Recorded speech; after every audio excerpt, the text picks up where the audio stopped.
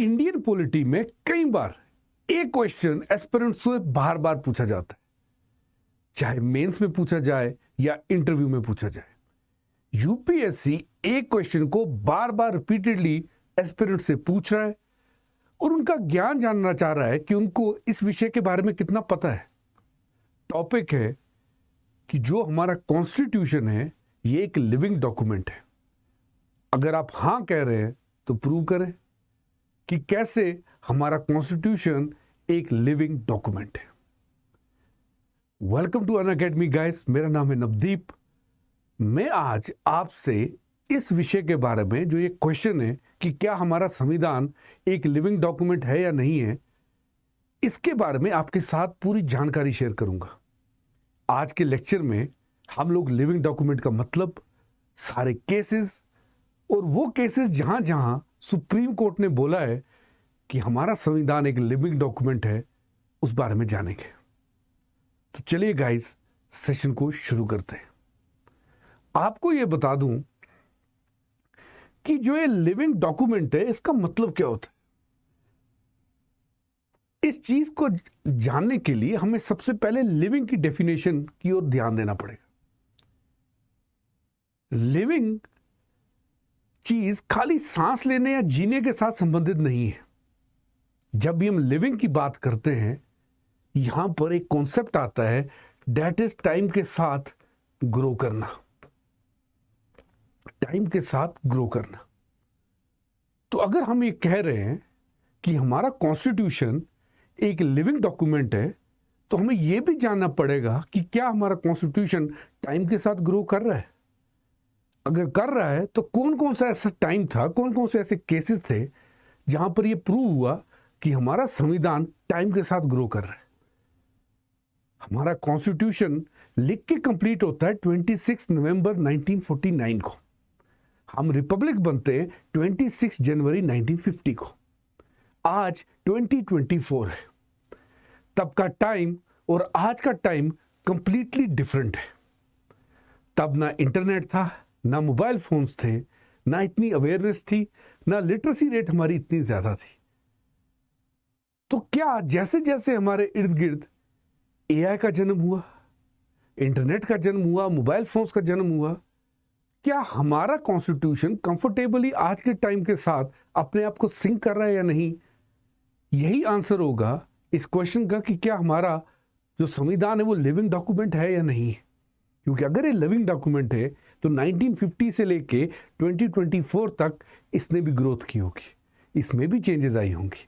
Time के साथ बदलना ही इस चीज को प्रूव करेगा कि हमारा संविधान भी एक लिविंग डॉक्यूमेंट है।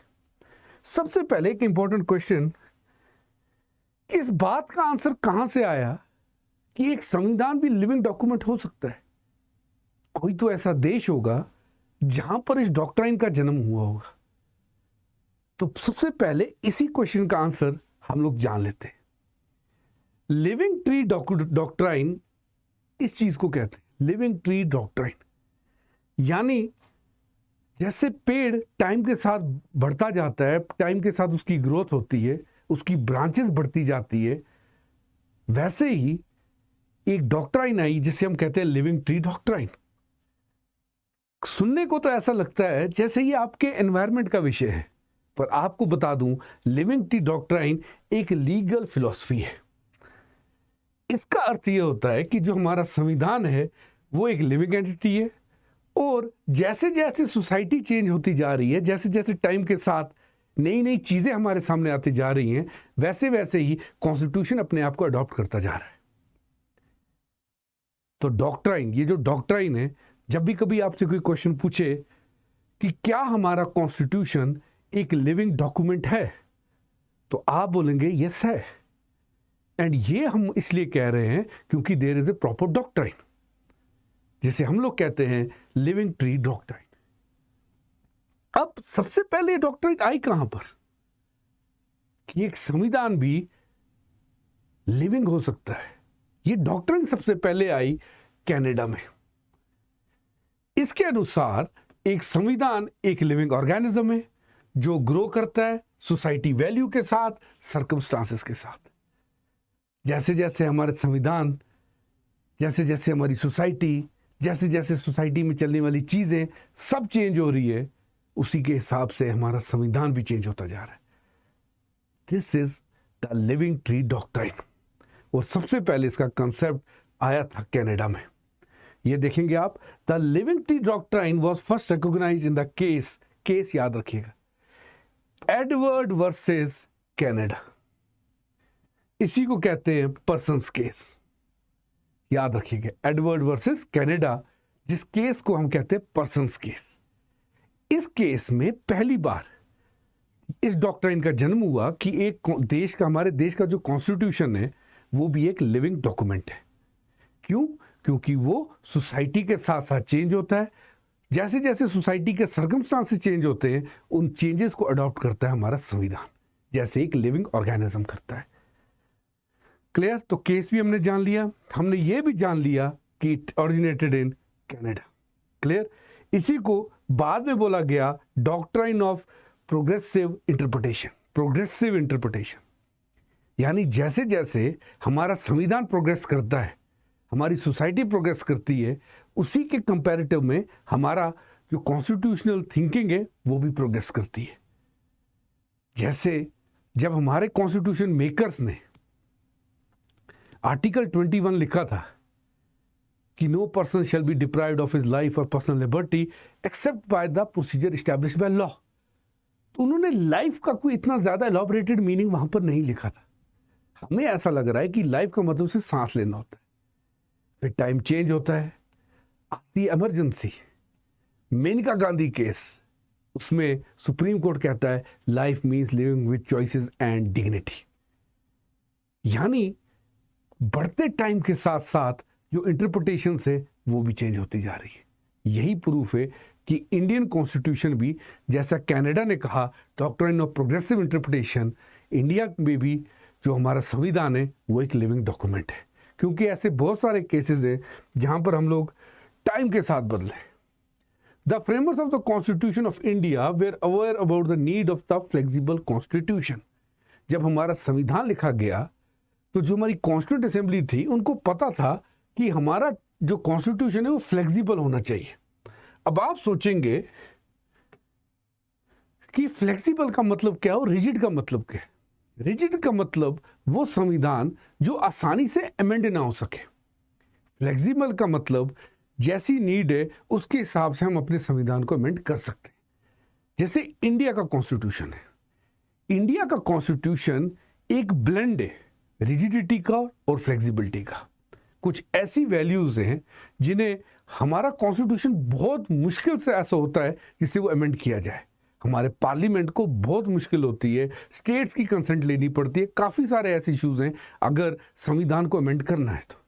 लेकिन कुछ ऐसे इशू भी हैं जो पार्लियामेंट बिल्कुल सिंपल मेजॉरिटी के साथ अमेंड कर सकता है। इसीलिए इसी की नीड को जानने के लिए हमारे कॉन्स्टिट्यूशन में इंसर्ट किया गया article 368 that deals with amendment to the constitution. Okay, आप भी ये चीज याद रखेंगे। अब एक चीज आपको बता दूं कि बहुत सारे ऐसे चीजेस, बहुत सारे ऐसे केसेस का प्रूफ मैं आपको देता हूं जहां पर कॉन्स्टिट्यूशन टाइम के साथ बदला है, जहां सुप्रीम कोर्ट ने जैसी सर्कमस्टांसेस चेंज हो रही थी उसके आसपास उसी हिसाब से कॉन्स्टिट्यूशन को इंटरप्रेट किया है। तो आपने अभी तक क्या समझा? आपने ये समझा कि हमारा जो संविधान है वो लिविंग डॉक्यूमेंट है या नहीं है। आपको आंसर मिला कि हाँ, हमारा डॉक्यूमेंट जो हमारा कॉन्स्टिट्यूशन है वो एक लिविंग डॉक्यूमेंट है। हमने आर्टिकल 368 के बारे में जाना, हमने कनाडा में जन्मीस डॉक्ट्राइन के बारे में जाना, हमने डॉक्ट्राइन ऑफ प्रोग्रेसिव इंटरप्रिटेशन के बारे में जाना। अब इतना से तो आपका आंसर जो है वो फुलफिल तो नहीं हुआ। आपके आंसर को फुलफिल करने के लिए आपको एग्जांपल्स देनी है। तो आइए अब हम बहुत सारी एग्जांपल्स देखते हैं जहां पर कॉन्स्टिट्यूशन की इंटरप्रिटेशन टाइम के साथ की गई है। बदलते टाइम के साथ सुप्रीम कोर्ट ने कॉन्स्टिट्यूशन की इंटरप्रिटेशंस की है। जैसे एक केस में आपका लेता हूं, ये NALSA versus union of India का केस है 2014। इस केस में ट्रांसजेंडर्स के राइट्स को एक्नॉलेज किया गया था। और इसी जजमेंट में सुप्रीम कोर्ट ने भी कहा था कि हमारा जो संविधान है वो एक लिविंग डॉक्यूमेंट है। दो चीजें याद रखिएगा। पहला, NALSA versus union of India case किससे डील करता है? ये राइट्स ऑफ ट्रांसजेंडर पीपल से डील करता है। लेकिन इसकी जजमेंट में सुप्रीम कोर्ट ने लिखा हुआ है कि हमारा जो संविधान है वो एक लिविंग डॉक्यूमेंट है। यहां देखिए, ओके, सो ये वो जजमेंट है पूरी। यहां पर देखिए कैन अडॉप्ट, ये देखिए ये पूरा लिखा हुआ है। Provision constitution require given new dynamic meaning inclusion of transgenders. इसी जजमेंट पे अगर आप लिखेंगे, यहाँ पर लिखा हुआ है हमारा जो कॉन्स्टिट्यूशन है it can adopt to changes in reality. नीचे देखिए उसी जजमेंट की एक कॉपी है। Constitution is a living character, its interpretation must be dynamic, यहाँ पर लिखा हुआ है। तो रिसेंटली ये एक जजमेंट है जब हमारा संविधान ट्रांसजेंडर्स को राइट्स दे रहा था। इंडिया में यूजुअली दो ही राइट्स हम लोग एक्नॉलेज करते थे, अगर आपको याद होगा, मेल और फीमेल। तो हमारे ट्रांसजेंडर्स जो थे वो काफ़ी सारे जो गवर्नमेंट की फैसिलिटीज़ होती हैं, स्कीम्स होती हैं, एम्प्लॉयमेंट होती है, उससे वंचित रह जाते थे। सुप्रीम कोर्ट ने इस जजमेंट में कहा कि उनके भी इक्वल राइट्स हैं। अब आप ये सोचिए कि जब सुप्रीम कोर्ट ये जजमेंट दे रही है तो कहीं ना कहीं लोगों की, उस सोसाइटी की मेंटलिटी को चेंज कर रही है। इसके लिए कॉन्स्टिट्यूशन का फ्लेक्सिबल होना बहुत ज़रूरी है। इसी चीज़ को रिफ्लेक्ट किया गया इस जजमेंट में। ऐसे ही अगर मैं आगे बढ़ूं तो ये जस्टिस कृष्ण अय्यर्स ऑब्जर्वेशन है Maneka Gandhi versus union of India case में, जिस केस की मैं बात कर रहा था। इसमें कहा कि right to life means dignified life, not merely survivor या एनिमल एग्जिस्टेंस। जो मैंने आपसे कहा कि life means living with choices and dignity.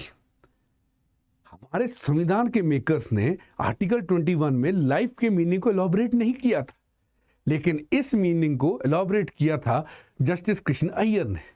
उन्होंने कहा life means living with choices and dignity. This is Krishna Iyer sir. ऐसे ही famous Bharatanatyam singer, dancer Navtej Singh Johar versus union of India case जाता है 2018 में। इसमें सुप्रीम कोर्ट होमोसेक्सुअलिटी को डिक्रिमिनलाइज करती है।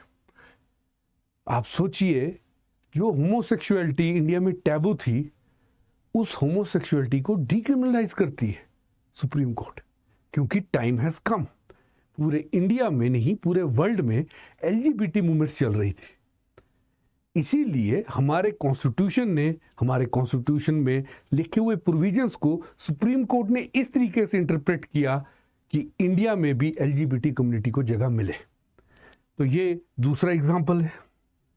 आप अगर ये जजमेंट पढ़ेंगे, इसमें साफ साफ लिखा हुआ है कि चेंजिंग टाइम्स के साथ हम लोग इस चीज को डिक्रिमिनलाइज कर रहे हैं। क्लियर? अब यहां देखेंगे आप। Therefore, in context duty of the Constitution, court gets attentive. We emphasize on the role of Constitution courts in realizing the evolving nature of this living instrument. इस जजमेंट में भी सेम चीज कही कि कोर्ट रियलाइज करता है evolving nature of this living instrument, यानी constitution की बात हो रही है। ये ऑब्जर्वेशन सुप्रीम कोर्ट ने Ashok Kumar Gupta versus state of UP में भी कही थी। आगे बढ़ते हैं। ऐसे ही एक और केस जहां पर सुप्रीम कोर्ट ने बदलते वक्त के साथ हमारे कॉन्स्टिट्यूशन, हमारे संविधान को इंटरप्रेट किया, वो था KS. Puttaswamy versus union of India case 2017। मैंने आपसे कहा कि मेनका गांधी केस में आर्टिकल 21 में दिए गए वर्ड लाइफ को कहा गया था life means living with choices and dignity. Puttaswamy case में एक ग्रेट पर्सन जो कि हाई कोर्ट के जज भी थे, पुट्टुस्वामी साहब खुद, इनके जजमेंट में सुप्रीम कोर्ट ने कहा if life means living with choices and dignity, dignity is linked with privacy. इसी केस में राइट टू प्रिवेसी को भी फंडामेंटल राइट बनाया गया। आप ये सोचिए, हमारे कॉन्स्टिट्यूशन मेकर्स ने तो ये लिखा नहीं था, लेकिन टाइम आ चुका था, टेक्नोलॉजी बदल चुकी थी, इंटरनेट का जन्म हो चुका था। इसीलिए प्राइवेसी की जरूरत थी। तो हमारे सुप्रीम कोर्ट ने, ऑनरेबल सुप्रीम कोर्ट ने इंटरप्रेट किया कि आर्टिकल 21 में ही फॉल करता है राइट टू प्राइवेसी। ओके, आगे बढ़ते हैं। इसका एक और केस है ट्रिपल तलाक केस, जिसे हम लोग Shayara Bano versus union of India case कहते हैं। यहां पर ट्रिपल तलाक जो प्रैक्टिस है which was prevalent among the Muslims, उसको स्ट्रक डाउन किया सुप्रीम कोर्ट ने। अब आप बोलेंगे सर ये कैसे लिंक है कि कॉन्स्टिट्यूशन का इवॉल्व हो रहा है? बेटा, हमने देखा है कि जो सोसाइटी में ऐसी प्रैक्टिसेस चल रही हैं, जैसे पहले सती सिस्टम था, जब उसे खत्म किया होगा, आप सोचिए काफी लोग उसके विरोध में हो गए होंगे। ऐसे ही ट्रिपल तलाक भी था, जब सुप्रीम कोर्ट ने इसे खत्म किया काफी लोग इसके खिलाफ भी थे। लेकिन जो इससे चेंजेस आएंगी टाइम में, वो नीड ऑफ द आवर है। ये एक और एग्जांपल है। ऐसे ही अडल्ट्री लॉ को डिक्रिमिनलाइज किया गया था Joseph Shine versus union of India case में। Okay, adultery can take you to court not jail. आपको पता होगा पहले अडल्ट्री के क्राइम्स में जेल हो जाती थी।